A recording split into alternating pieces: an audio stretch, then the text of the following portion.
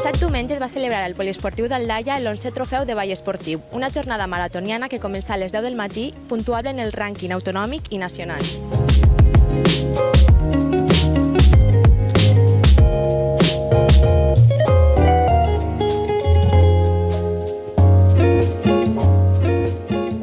A competició van anar 4 categories: sub-9 latino, sub-15 latino, sub-15 estàndard i sènior estàndard.